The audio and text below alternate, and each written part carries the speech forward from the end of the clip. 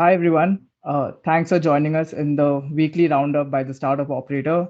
I'm Gunjan Saha, your host, and alongside Roshan Cariappa with me. Hi, Roshan. How are you doing? Hey, hi Gunjan. Hi everyone. Thank you so much for joining. Okay, so this looks like we'll have a very busy episode. And but before we get started, for those who are joining us for the first time, the weekly roundup is a live discussion on the week's biggest headlines from the Indian startup ecosystem. We talk about fundraisers, major mergers and acquisitions, trends, and definitely how they're shaping one of the fastest growing startup hubs in the world. So don't forget to hit the subscribe button so you don't miss out on any updates. But Yeah. Roshan, this is also the first roundup for the month of August, and I'm sure you have a lot to look forward to this month. So what are some of those things? Yeah, absolutely. I mean, I'm just like really amazed by the amount of optimism in the market, right? Despite the times that we're living in, right? Just the last week, I mean, two unicorns in 1 week, right? As if one unicorn a week wasn't enough. And then we had Mr. Rakesh Junjunwala announcing that he'll be starting an airline. And then, of course, I mean, the cherry on top was last night when I discovered that Miss Indra Nooyi, the former chairman of Pepsi, had liked our post, right? So which was simply fantastic. Just on that Rakesh Junjunwala news, Richard Branson, for example, once had quoted that if you want to be a millionaire, you can start with $1 billion and start a new airline. You know, so airline industry is very very tough. I mean, it's an extremely tough business, very opex capex intensive, right? Oil prices are pretty high right now. So starting it at this point of time is a very bold gamble, I would say, right? So Mr. Junjunwala is tying up with the Indigo and Jet Airways CEOs, right? And this is supposed to be an ultra low cost travel airline, and it will be called Akasha Air. So yeah, I mean, this is pretty fantastic. I mean, we'll have a lot more choice, as and when travel opens up in a full-fledged manner. So I think broad opinion is that we've bottomed out, and from here there's only one way, and that's upwards, right? So that should be very interesting. And in stark contrast to all of the optimism here, I mean, you can see what's happening in China. Pretty unfortunate, really. I mean, their internet industry is being carved up. We had the news of how China EdTech, for example, has been completely wiped out. There was a Bloomberg story which I was reading, where they said that VCs may favor India more because of this, right? In fact, I mean, I think venture deals in India was about $7.9 billion in July versus China's $4.8 billion, and that's the first time it's happened in about 8 years, apparently, right? So, yeah, a lot of positive news coming in, and this should be a fantastic month and year going forward, I should say. Yeah. Well, I mean, from the fundraisers from last week, we're seeing investor interest has been at an all-time high. I think, according to a recent Bernstein report, 2021 will see the highest, venture investments in India, right? And also, it has been a great week for startups operating in the travel space as well, but we'll get to that. First, I think let's talk about the latest unicorn in the ecosystem, right? That is Droom, which is an automobile marketplace.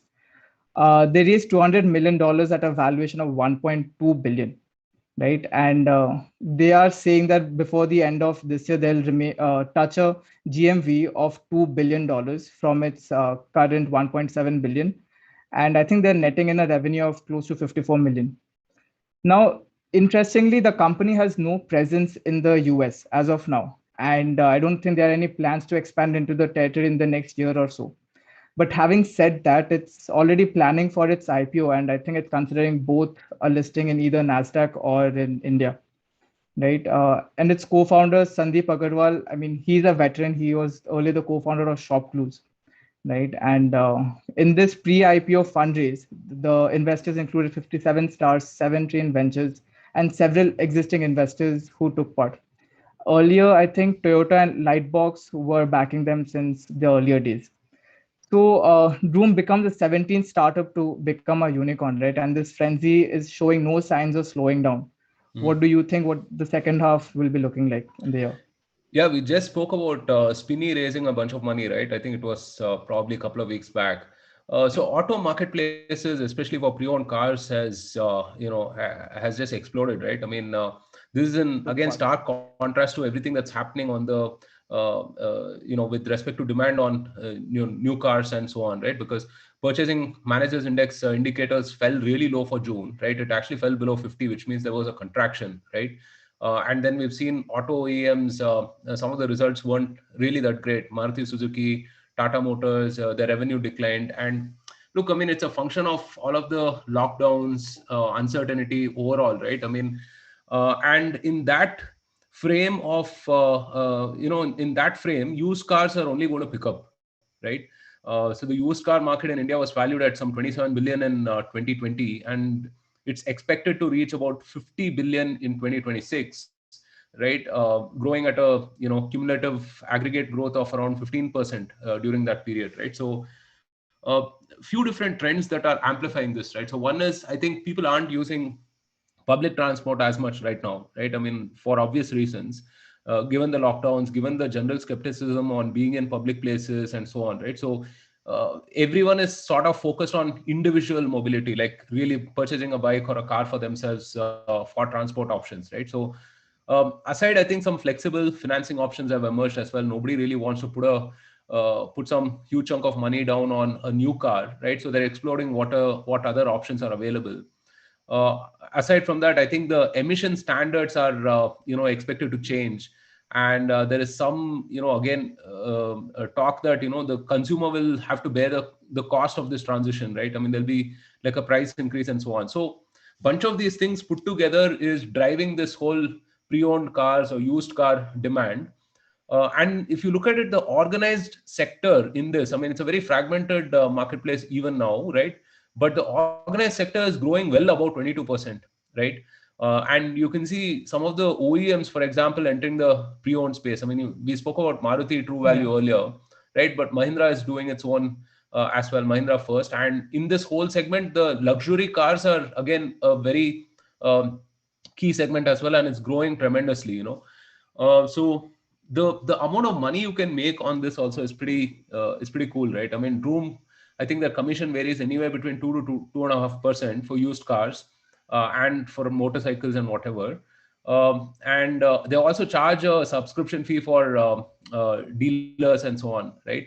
Right. So yeah, I mean, there's a lot of money that can be made, right? I mean, it's a classic case of the ticket size being so high that even a percentage increase or addition through some services or whatever will give like a huge amount of money, right? So in all, I think Droom is trying to create a very standardized experience for buyers, right? And you will see them add those vertical integration pieces in terms of adding services or accessories and whatever else. So yeah, so that's really what I see happening. Right.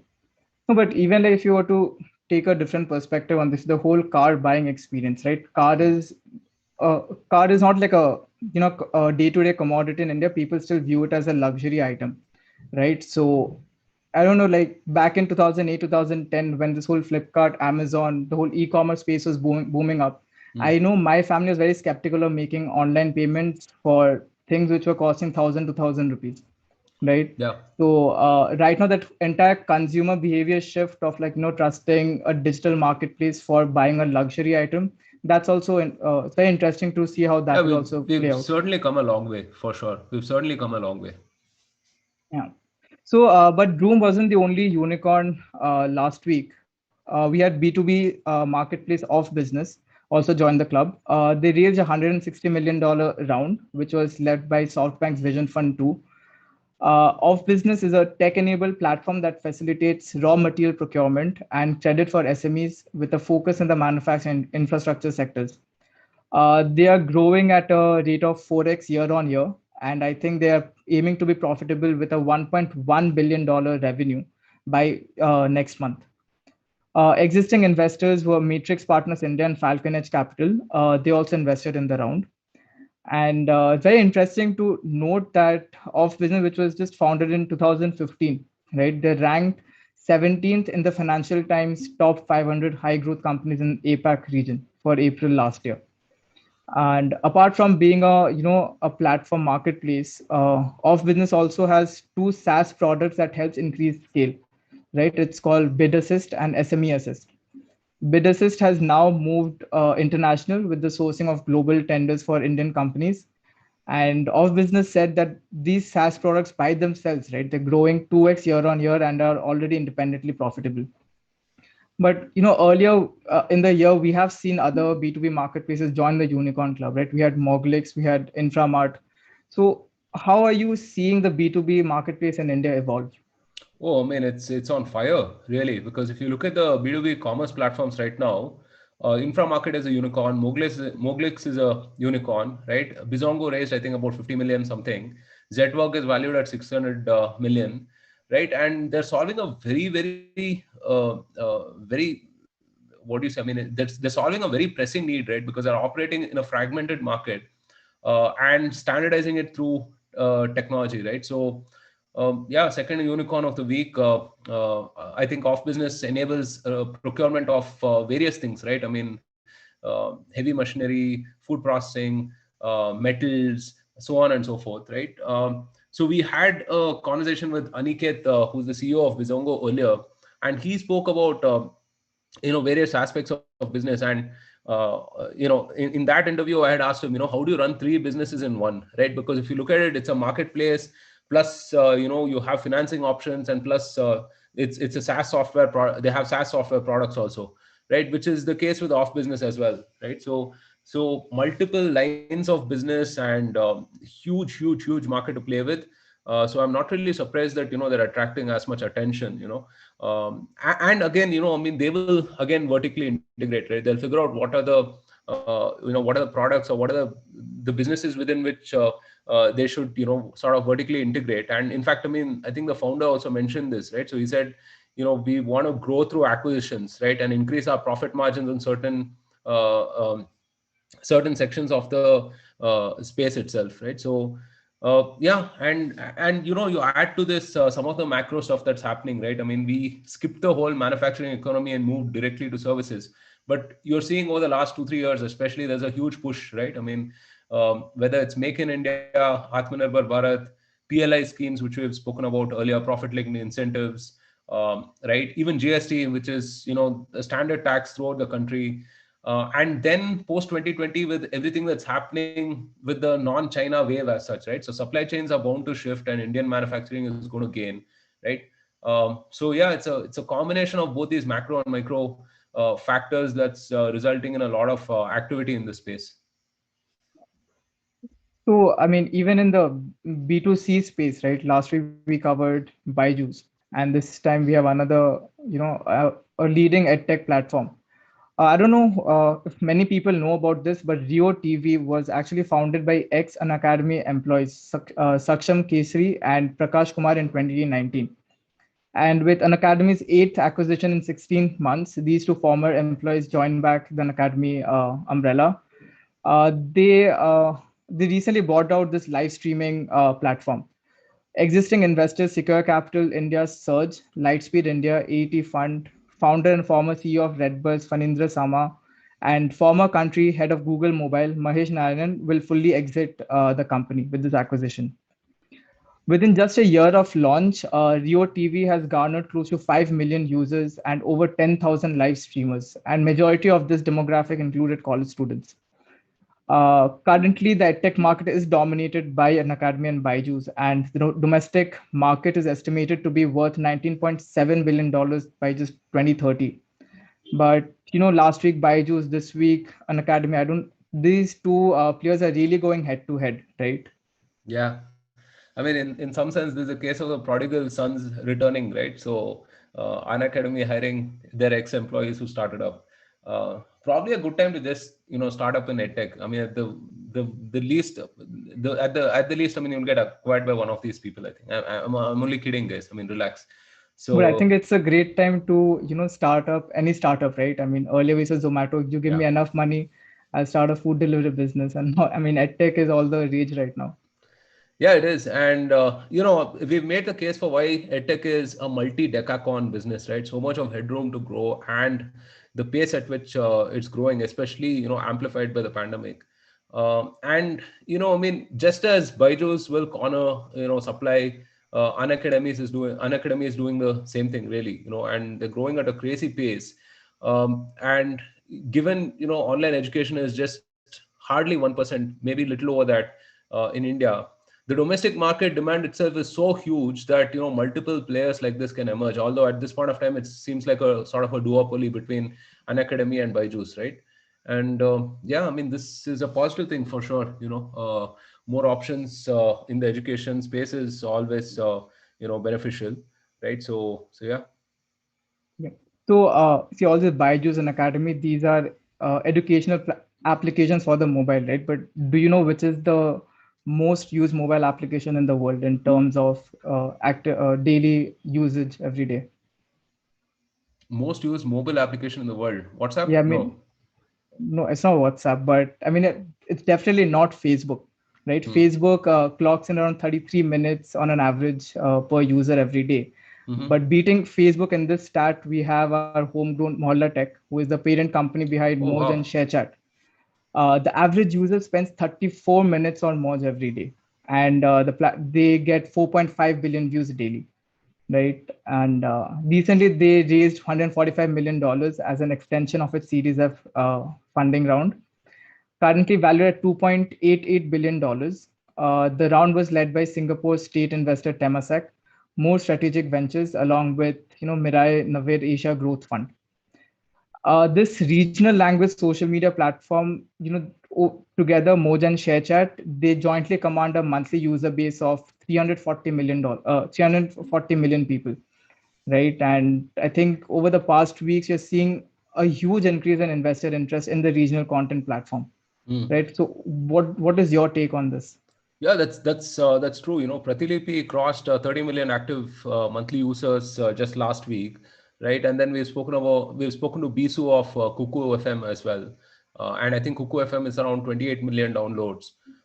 They have plenty of things going for them. I mean, this whole regional entertainment plus education, this whole edutainment sort of a thing is real, right? I mean, uh, we've said it before that Geo revolutionized India internet forever, right? So there's a whole mass of people who are going through this curve of education, entertainment, and services and whatnot, right? And these people are obviously going to consume. And if you look at the numbers itself, it adds up, right? ShareChat, I think, has between Moj and their own app, they have about 300 million users, I think, which is pretty damn big, man. I mean, that's huge, right? Yeah. And the last 2 3 years, a lot of these apps have spent time acquiring users and finessing their product market fit and everything. And at this point of time, they're ripe for monetization, right? And which is what we're seeing also. I think Pratilipi started monetizing recently, and they're seeing like fantastic early signs, right? So yeah, and there's a lot of money to be made. I mean, there's this misnomer that people in tier 2 tier 3 cities or small towns, or the Bharat user, quote unquote, will not pay, right? I mean, that's again not true. I mean, people do spend, right? It's just you have to figure a way to get them to spend on whatever it is you are providing. That's it, right? Which is a different problem altogether. So yeah, I mean, this is pretty amazing, right? And what a story for India Quotient, right? I think last fundraise, I mean, they still had about 4%, right? And it's again a huge lesson on doubling down on your winners, right? So yeah, congrats to the team, and really looking forward to their growth in the months and years to come.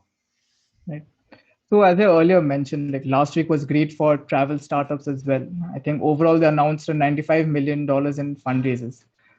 Verticals included online travel and transit booking in India, the high-tech packaging of multi-day tours, tools to help travel agents book, and a travel brand for motorcycle owners. But I think the highlight was Exego, which is an online travel and transit booking app based in India. They had raised $53 million in a round of funding. GIC, which is a sovereign wealth fund of Singapore, led the round, while InfoEdge Ventures, White Oak, Bay Capital, Trifecta Capital, Malabar Investments, and Ores Venture Partners participated. Sequoia Capital has earlier invested in the company. Now, Malabar, White Oak, and Bay Capital are active pre-IPO investors, right? So it means that Exego is on a good track for IPO in the next couple of months. So now that travel is making a comeback and we're seeing Exego on track for IPO, what are your thoughts on this development? Well, it's pretty interesting. I haven't delved deeper on this. I certainly mean to do that, sometime, right? But it's just is one of those things, right? I think, like as I mentioned, we've bottomed out with the amount of lockdowns, with the restrictions, and so on in terms of travel itself. And there's only one way to go from here, and that's upwards, right? And as and when travel returns, these platforms are going to become a lot more meaningful. We made the case earlier for co-living as well. Now these are trends that will not go away, right? The pandemic hasn't changed it, it's just paused some of these things, right? So business travel is going to return, right? Leisurely travel is going to return. In fact, as you've seen with some of the homestays and other recreational stays and so on, like really picking up over the last couple of months or 2 3 months, especially, right? So yeah, I mean, travel is going to come back and Exego is going to be relevant, and that is really what the bet is about, right? And also, you might see some consolidation in this space, right? Because a lot of people would have been hit, especially in the year and a half, right? I think we earlier spoke about Make My Trip, for example. Was it Make My Trip? Um, Not sure who got acquired. One of those companies got acquired, right? I mean, one of the older ones. I'm not entirely sure if it was Make To My check Trip up itself. on that. I Yeah, don't think it was Make My Trip. yeah, not Make My Trip. What was that? Uh, One of the older ones. I mean, they've been operational for 10 or 12 years. So they got acquired. Not the best outcome, but it's been a hard time for travel and hospitality. But they will definitely rebound, right? I mean, for instance, I mean, some of the things like in June, for example, car orders picked up, right? Big time. So demand is going to be back and travel is going to become more relevant. And that time, these people will have like everything for the taking. So really, it's a bet on that. It's also gonna come out with a lot of force, right? I mean, people Yeah, yeah. being working from, and now with remote working being allowed, and all the staycation things are becoming a new trend right now. So yeah. Full force. So, creative management platform Rocketdm, they recently raised $3.2 million as part of its Series A fundraise. The investment saw participation from Emergent Ventures, One Crowd, Let's Venture, and Bloom Ventures. Now, Rocketdm operates in a very unique space that combines both marketing and design operations.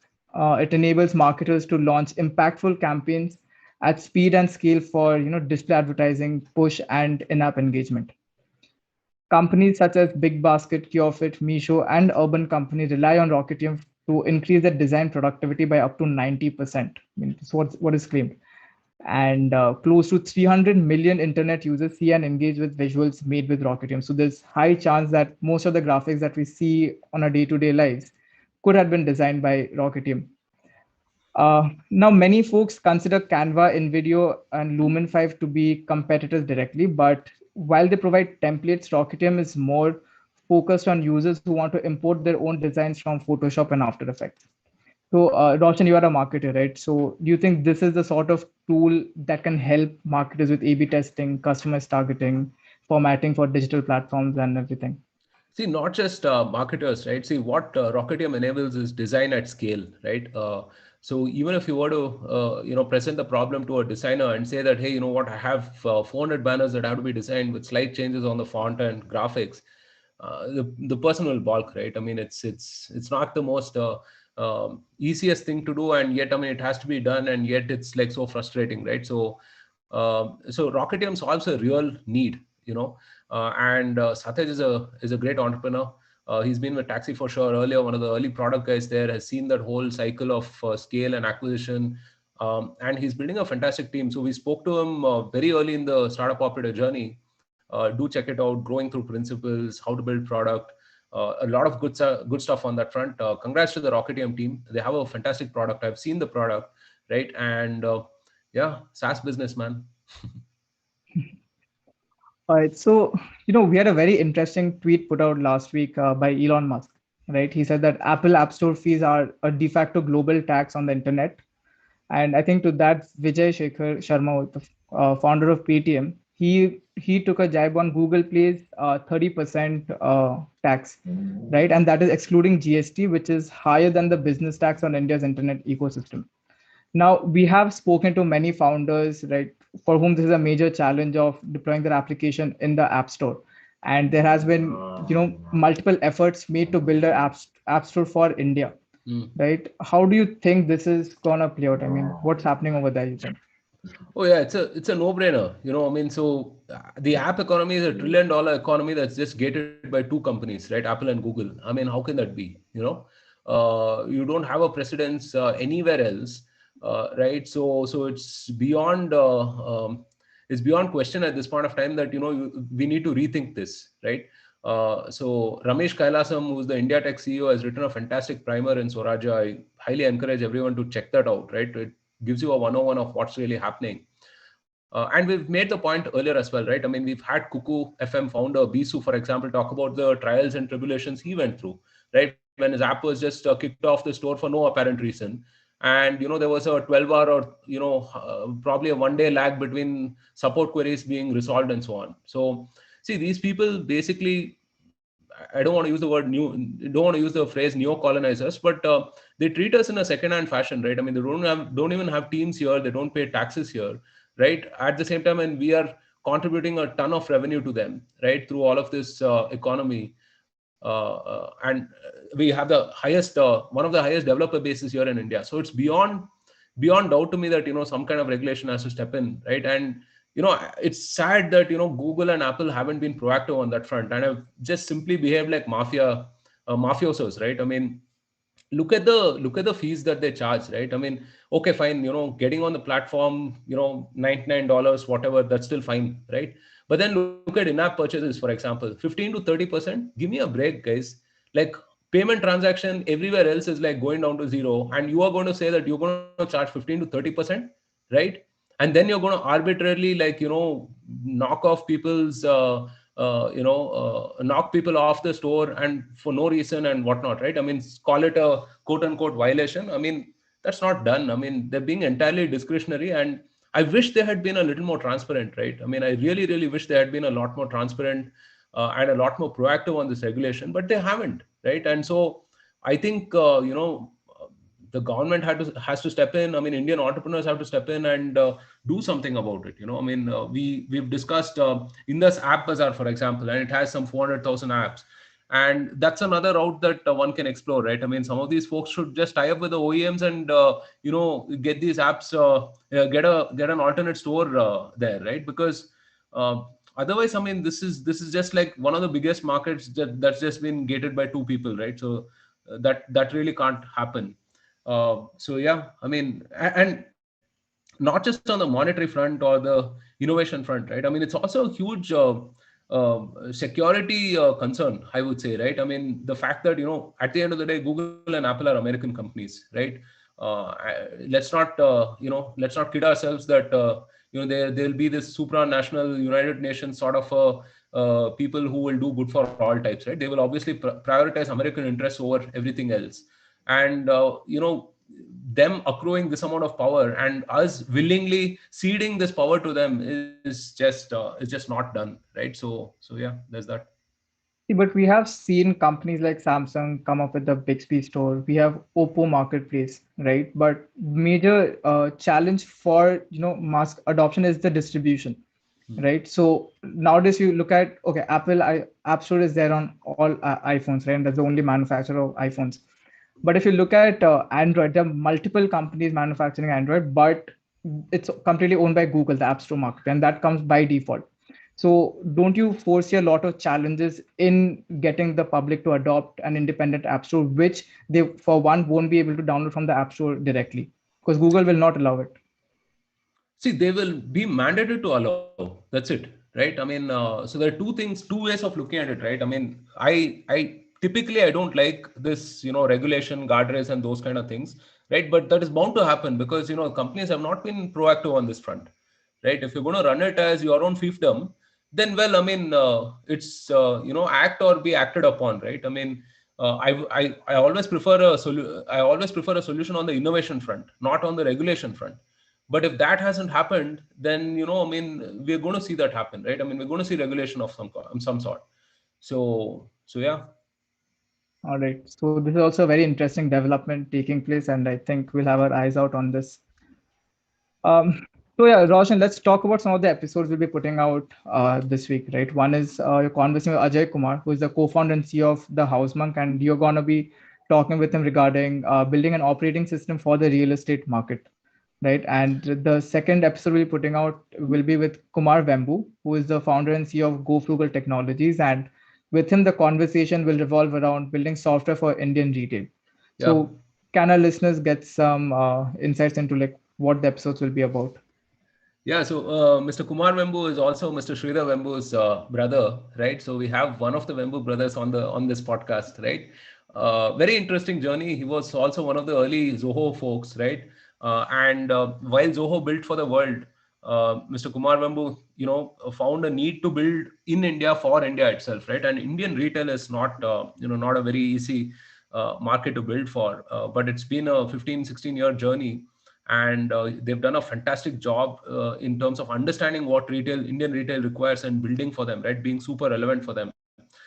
Fascinating conversation, deep dive into all of the market nuances and everything. Similarly, I really liked the House Monk story as well, right? So Ajay Kumar is a young guy, but comes across as a very mature SaaS founder, right? I mean, we often talk about founders chasing problems and not really analyzing what the market is like, right? I mean, but we're seeing that less and less so, because founders are a lot more savvier. And Ajay is one example of that. He's taken a step back, looked at the market, observed what gaps are there, and how they can play a role in that, and building this whole operating system for co-living, operating system for rental real estate in a very thoughtful manner, very deliberate manner, right? And yeah, both fantastic episodes. Do check them out. All right. So I think with that, we come to the end of this week's roundup. But before we leave, we have a really exciting announcement to make. That is this coming Friday, Roshan and I will be hosting a AMA session with the Startup Operator podcast. Do send us your questions in through our Twitter and LinkedIn handles, which is at Operator Startup for Twitter and the Startup Operator for LinkedIn. And yeah, we're really excited to talk to you and we hope you enjoyed this week's roundup and our episodes. Again, don't forget to hit the subscribe button and the bell icon so that you know whenever we're going live. And yeah, I think we'll see you again next week. See you guys. Talk to you soon.